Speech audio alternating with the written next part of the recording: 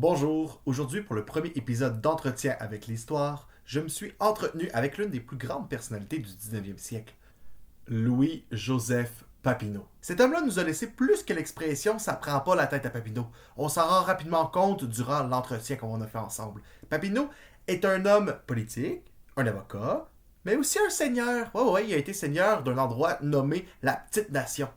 Sa descendance est nombreuse parce que on s'entend qu'il y a eu beaucoup d'enfants, là, ce qu'on raconte aussi pendant le balado. Puis parmi cette descendance-là, on peut noter le politicien et journaliste Henri Bourassa, fondateur du journal Le Devoir. Je te conseille de bien tendre l'oreille durant le premier épisode d'Entretien avec l'Histoire. Salut, je m'appelle Félix Lefebvre et j'ai une machine à voyager dans le temps. Puisque j'aime discuter et j'aime l'histoire, la machine à voyager dans le temps me permet de faire la conversation avec des gens morts depuis longtemps, d'enregistrer nos conversations et d'en faire un balado. Bonne écoute! Louis-Joseph Papineau, bonjour. Bonjour. Est-ce que je peux vous appeler Monsieur Papineau? Oui, certainement. J'ai toujours rêvé de dire ça, Monsieur Papineau. Il me semble que ça roule bien dans la bouche. Merci de me recevoir dans votre manoir de Montebello. Avec un nom comme ça, on dirait qu'on est en Italie. Ça fait très exotique. On dirait que vous avez des citronniers dans votre cour. Mais non, on est dans la région de l'Outaouais. Et nous sommes présentement en décembre 1867, l'année de la création du Canada dont la date d'anniversaire est le 1er juillet. À l'avenir, est-ce que vous allez fêter cet anniversaire-là, M. Papineau? Pour faire la fête, il faut avoir quelque chose à fêter. Bien vu. Vous vous êtes retiré de la vie politique active depuis quelques années. Vous êtes donc un retraité. Et vous le méritez amplement. Monsieur Papineau, comment allez-vous? Bien. Je suis fatigué, mais ça va. C'est parce que je parle trop? Non, pas du tout. Ma fatigue est une accumulation qui ne cesse pas depuis que j'ai été élu à la Chambre d'Assemblée. Je crois qu'il était temps que je me retire de la vie politique. Je crois que je mérite le repos dans mon jardin. Mon boisé, le ruisseau. Je me suis longtemps battu, mais je sens que ma carrière, que mes combats me rattrapent tranquillement. Oui, et des combats, vous en avez mené plusieurs. Tous guidés par le même objectif, l'affirmation du nationalisme. Pour vous, c'est quoi le nationalisme? C'est un sentiment, un attachement avec sa nation guidé par une appartenance au territoire et à la culture auquel on appartient. Est-ce que vous avez toujours eu ce nationalisme-là en vous? Mon nationalisme est devenu clair quand le gouverneur James Craig a mis en place son règne de terreur au Bas-Canada en censurant les journaux et en enfermant les francophones qui décrivaient les inégalités de la société. J'avoue que lorsqu'on enferme les gens parce qu'ils revendiquent plus de droits, on est près d'un règne de terreur.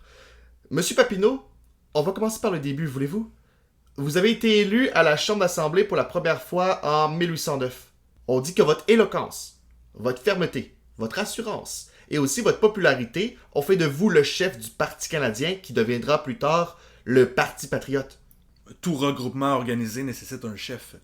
Si j'étais le candidat idéal à ce moment précis pour le Parti canadien, je me devais de prendre le rôle. Et est-ce que vous vous définissez comme un leader? De par le poids des responsabilités qu'on m'a attribuées, oui. Mais je crois qu'un bon leader ne s'autoproclame pas leader. Cela doit venir du groupe. C'est une forme de démocratie. Dicter son leadership n'est pas une attitude que doit prendre un leader. En agissant ainsi, on perd l'habitude d'écouter les membres du groupe, leurs idées, leurs ambitions, mais aussi leurs craintes. À ce moment-là, êtes-vous marié avec votre défunte femme Julie Papineau? Non. Nous nous sommes mariés quelques années après et elle nous a donné 9 enfants.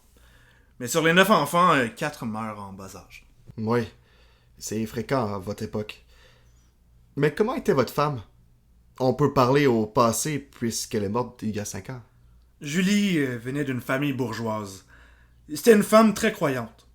On peut dire sans se tromper que ses études au couvent des Ursulines de Québec ont forgé une partie de sa personnalité. C'était une femme droite, attentive, dévouée. Mais elle était un peu mélancolique, maussade, triste. Je crois que c'était dû à la perte de 4 de nos enfants. Julie était souvent malade. Elle avait subi plusieurs traitements de nettoyage des intestins et on lui provoquait des vomissements. Non, ma femme n'a pas eu une vie simple et sans embûches.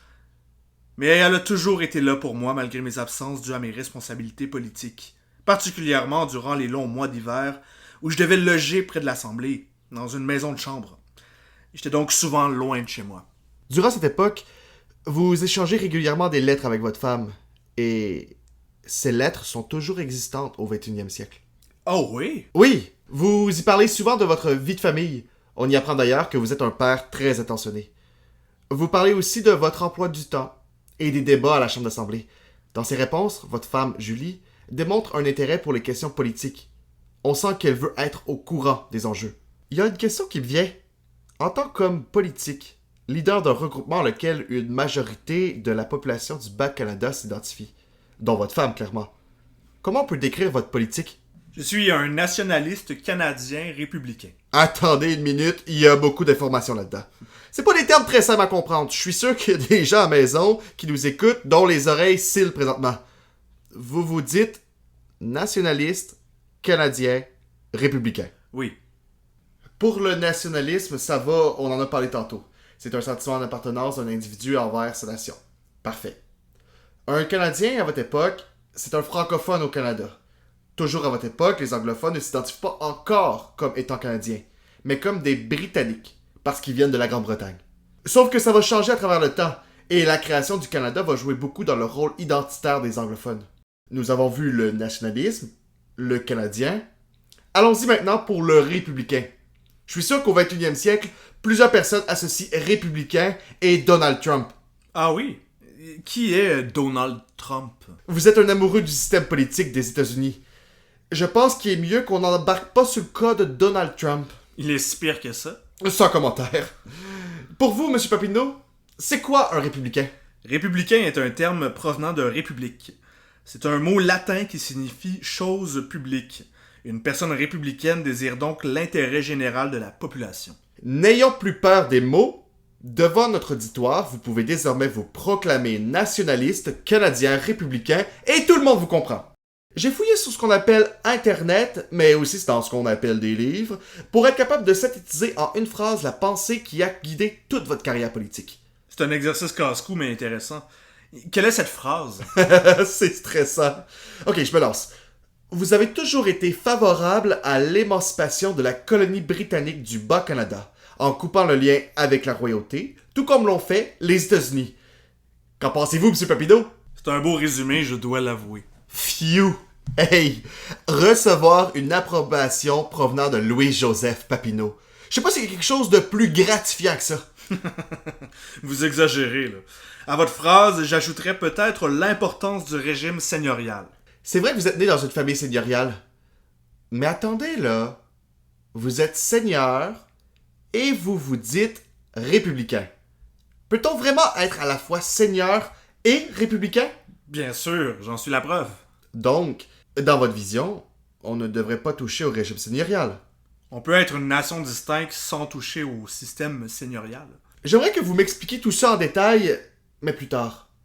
J'aimerais qu'on conserve la chronologie de votre vie.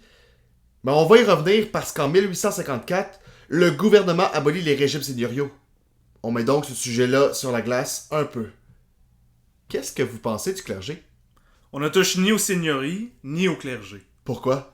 Le clergé forge le tissu social. C'est pas aussi parce qu'en touchant le pouvoir clérical, on ouvre la porte à toucher au pouvoir seigneurial? Si on touche à l'un ou à l'autre, il me paraît évident que certains souhaiteront réviser celui qui ne l'a pas encore été. Donc, selon vous, on peut être une nation libre de la couronne britannique tout en conservant ses privilèges seigneuriaux et le pouvoir du clergé. Mais comment on arrive à la dépendance? En 1823, durant mon séjour à Londres, j'ai découvert les limites du système politique dans lequel le Bas-Canada évolue. Ce séjour a confirmé que l'indépendance devait être faite. Pour y arriver, nous pouvons utiliser la Constitution, qui sont les bouts de papier définissant notre société, et la Chambre d'Assemblée, qui est l'endroit où les députés votent et proposent les lois. Ce sont des outils démocratiques et pacifiques à notre disposition. J'ai accroché sur le fait que vous avez eu un séjour à Londres, quand même. Mis à part la politique britannique, c'était comment Londres? J'ai été choqué. Ah ouais? Choqué par quoi? Choqué par les conditions de vie inégales en Angleterre. Et d'un côté, nous avons les bourgeois et les aristocrates, et de l'autre, nous avons le peuple qui s'appauvrit à une vitesse folle. Et de plus, seulement 5% des Britanniques ont le droit de vote. Durant ma vie, j'ai pu comparer le système britannique, français et états-unien, J'en ai conclu que c'est celui des États-Unis qui est le plus intéressant. C'est vrai que vous avez toujours eu une admiration pour le système politique des États-Unis. Les lettres que vous avez écrites tout au long de votre vie révèlent votre désir d'avoir un système républicain comme les États-Unis, même si ça va jusqu'à nuire à la culture et à la langue française. C'est un aspect qu'on connaît peu de l'homme politique que vous êtes, parce que vos lettres sont restées dans les archives jusqu'à la première décennie des années 2000. Cette correspondance-là démontre que votre nationalisme n'est pas celui que de nombreux nationalistes du 20e et du 21e siècle vous ont attribué. Peu importe ce qu'on dit de moi, ce que je peux dire, c'est que j'ai toujours été pragmatique. Le système proposé par la Grande-Bretagne ne fonctionne pas. C'est une impasse. Celui de la France ne veut pas tendre la main à l'ancienne colonie que nous sommes. Il reste les États-Unis dont l'expansion territoriale et économique ne cesse de s'effectuer. S'il faut se joindre aux États-Unis pour que les Canadiens soient libres, et qu'il en soit ainsi. Mais j'ai toujours été dans une optique de négociation comme le démontrent les 92 résolutions que j'ai envoyées à Londres en 1834. Ce sont des aspirations, des demandes envers le gouvernement britannique. C'est drôle que nous venions de parler des États-Unis parce que une de vos résolutions est que les membres du Conseil exécutif, qui est un peu l'ancêtre du Conseil des ministres d'aujourd'hui, soient élus et non nommés. Ça revient à avoir un système républicain très similaire à celui des États-Unis. En effet. Évidemment, cette demande, et les autres d'ailleurs, ne ravissent pas beaucoup la Grande-Bretagne. On comprend pourquoi. Elle perd du pouvoir sur les Canadiens. J'imagine que c'est par ce refus catégorique des Britanniques de faire un pas vers un système plus démocratique que certains envisagent une rébellion. Que ce soit clair. Pour ma part, je n'ai jamais souhaité de rébellion. Je connais le rapport de force avec l'Angleterre. Il s'agit tout de même de l'armée qui a battu Napoléon à Waterloo. Cependant, il arrive un moment où tous les outils démocratiques qu'on nous offre ne mènent à rien. Dans cette situation où l'on est au sol écrasé et incapable de se relever, et que tous les appareils démocratiques ont échoué, la rébellion est peut-être la solution. Et comment naît la rébellion? C'est une longue gestation. Le refus des Britanniques d'envisager les 92 résolutions en est une. Nous pouvons également nommer que la Chambre d'Assemblée n'ait pas de regard sur le budget attribué au gouverneur général, mais aussi la protection des droits civils français et la langue française. Je pense aussi à la responsabilité ministérielle. Il ne faut pas oublier que la Chambre d'Assemblée est élue, mais que le Conseil législatif, le Conseil exécutif et le gouverneur général sont tous nommés. Il n'y a donc rien de démocratique dans ce système. C'est quoi la responsabilité ministérielle? C'est un principe selon lequel le gouvernement devrait être élu par le peuple pour gérer l'argent du peuple. À mon époque, les membres du Conseil législatif et exécutif sont nommés par le gouverneur et ils n'ont pas de compte à rendre à la population. Ils ne sont donc pas obligés de prendre des décisions pour le bien de la population, car ils n'ont pas peur de perdre les prochaines élections. Ils sont nommés et non élus, ce qui est une injustice. C'est vrai qu'une personne qui est élue travaille à être réélue, ce qui transparaît dans ses décisions politiques. Je crois qu'on se dirige tranquillement vers les rébellions de 1837-1838. Un peu avant ces événements-là, il devait y avoir des tensions dans l'air, je peux pas croire. Il y avait des tensions, c'est vrai, mais depuis longtemps. Toutefois, ces tensions n'ont jamais été réglées parce que le gouverneur général et Londres jouaient la sourde oreille. En 1836, dans plusieurs lettres, ma femme tentait de me convaincre de ne pas rentrer à Montréal en raison des tensions. Et je me sentais investi d'un devoir, d'une responsabilité. Durant le printemps 1837, le Parti patriote et moi-même avons organisé des assemblées populaires. J'ai invité la population à boycotter les produits importés du Royaume-Uni. Ce qui n'a évidemment pas aidé aux tensions avec les anglophones. Pourquoi boycotter le Royaume-Uni? Dans l'objectif de déstabiliser les marchands britanniques qui contrôlent les conseils législatifs et exécutifs. C'est donc une façon non violente de faire pression sur les autorités en affaiblissant l'économie britannique. Mais en juin, le gouverneur Gosford a interdit les assemblées populaires. Mais pourtant, il y a eu le 23 octobre 1837, l'Assemblée des 6 comtés. Comment c'est possible? En allant à l'encontre de l'interdiction. Wow! D'ailleurs, pourquoi l'événement s'appelle l'Assemblée des 6 comtés?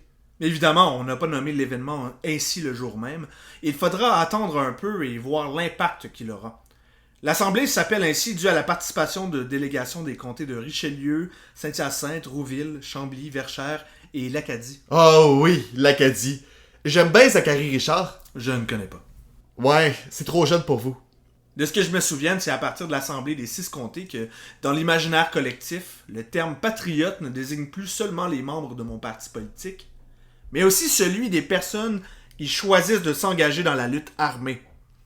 C'est aussi le moment où la lutte politique fait une transition en appel aux armes.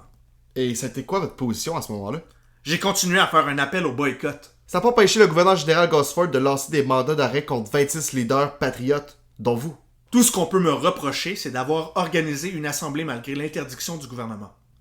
En apprenant le mandat d'arrêt contre moi et après qu'on ait attaqué ma maison. Quoi? On a attaqué votre maison? Oui, il faut être lâche. Donc, après le mandat d'arrestation et l'attaque sur ma maison, je me suis exilé aux États-Unis avec mon fils à m'aider. En mon absence, c'est ma femme qui doit s'occuper entièrement des affaires familiales. Au début, Julie s'est réfugiée quelque temps chez ma sœur, Rosalie Papineau. En juin 1838, Julie a fini par me rejoindre aux États-Unis avec notre fille Azélie, mais sans Gustave, Isilda et Lactance. À la fin de l'année, je suis parti en France, mais Julie est restée aux États-Unis. Je suis resté en France durant près de 6 ans. Au fil de ces années en sol européen, j'ai rencontré des révolutionnaires des 4 coins du continent. Ce qui a dû aiguiser votre esprit de révolte? En effet, en France, j'ai tenté, je dois l'avouer, d'organiser une riposte militaire provenant de la France. Je savais que vous aviez un petit esprit révolutionnaire. Qu'est-ce que cette riposte militaire a donné? Un coup d'épée dans l'eau. La riposte de la France n'était pas possible puisque la nation était en bonne entente avec l'Angleterre depuis un moment. Après tout ça, j'ai été de passage en Italie et je suis finalement revenu au Bas-Canada en 1845. Et les rébellions ont été terminées. Oui. J'ai été réélu à l'Assemblée en 1847 alors que l'acte d'union a été signé 7 années plus tôt. C'est quoi l'acte d'union? C'est une constitution adoptée par le Royaume-Uni fusionnant le Bas et le Haut-Canada, rendant ainsi les francophones minoritaires dans la colonie. Depuis mon retour en 1845, j'ai remarqué un apaisement de la population canadienne, puisque je ne vois plus de solution, pas même la rébellion. En 1849, je deviens favorable à l'annexion du Canada aux États-Unis. Rien de moins. Pourquoi avoir quitté la politique en 1854? La fatigue. J'ai combattu toute ma vie pour un peuple qui ne voulait plus se battre. Mais c'est aussi que j'ai pris ma retraite la même année que l'abolition du régime seigneurial. C'est vrai. On abolit le régime seigneurial en 1854. Pour quelqu'un de non-initié comme moi, l'abolition du régime seigneurial, ça consiste en quoi? On abolit les droits seigneuriaux, mais on ne confisque pas la propriété du paysan qui est sur la terre du seigneur. On lui laisse. Un genre de cadeau? Pas du tout. On demande aux paysans de payer le seigneur pour se libérer de ses obligations. Comment la population a réagi? Elle devait somme toute être assez contente. Soyez honnête, là, on s'entend que vous êtes quand même un ancien seigneur. Vous avez peut-être un petit parti pris. La transformation a provoqué une agitation sociale importante dans les campagnes. Plusieurs pamphlets contestataires ont circulé avant et après l'acte d'abolition. Pourquoi? Même parce que c'est pas tous les paysans qui peuvent se permettre de débourser une somme importante pour le seigneur. En 1860, 6 ans après l'abolition du régime seigneurial, la plupart des paysans affranchis ont une mauvaise posture financière et sont prêts à abandonner leurs terres pour s'engager sur les nombreux chantiers de la couronne britannique ou même immigrer vers les États-Unis. Ce phénomène de déplacement de masse bouscule la main-d'œuvre des villes. Avec tous ces changements-là, j'ai préféré profiter de mes vieux jours et m'adonner à la construction de mon manoir à Montebello. Présentement, nous sommes en 1867. Nous sommes donc au lendemain de la guerre de sécession aux États-Unis. Parlez-moi de votre rapport avec ce conflit qui oppose le nord et le sud des États-Unis. Je suis encore ébranlé par la guerre civile américaine, puisqu'elle déchire le système politique auquel j'aspire pour le Canada. Oui. Par contre, l'aspect de l'esclavage y est pour beaucoup dans le conflit. On peut pas le nier. Et alors? Ce sont des frères qui se font face sur leur territoire. C'est une guerre intestine sans nom. Et puis, il y a eu l'assassinat d'Abraham Lincoln. Comment peut-on en venir à un acte de la sorte? Monsieur Papineau, merci beaucoup. Je vous souhaite du repos et de la paix dans votre manoir de Montebello. C'est un chouette endroit. Pour vrai. Vous pouvez en être fier. Et vous pouvez aussi être fier de ce que vous avez fait tout au long de votre vie. Merci beaucoup. C'est ce qui conclut mon entretien avec Louis-Joseph Papineau. Au 21e siècle, on retient de Papineau sa complexité et une certaine ignorance contemporaine de ses aspirations et de sa définition du nationalisme canadien. Peut-être que Louis-Joseph Papineau a œuvré au 19e siècle, donc il y a environ 200 ans, mais de nos jours, il soulève encore les passions. Aujourd'hui, plusieurs politiciens québécois se réclament des idées de Louis-Joseph Papineau. Et ceux qui le font pas utilisent parfois le personnage historique pour le discréditer, lui et le mouvement indépendantiste. Certains noms me viennent en tête, entre autres, dans les deux cas, que ce soit Jacques Parizeau, René Lévesque ou Pierre-Éliott Trudeau. Mais ça, on l'apprendra dans un autre épisode d'Entretien avec l'Histoire.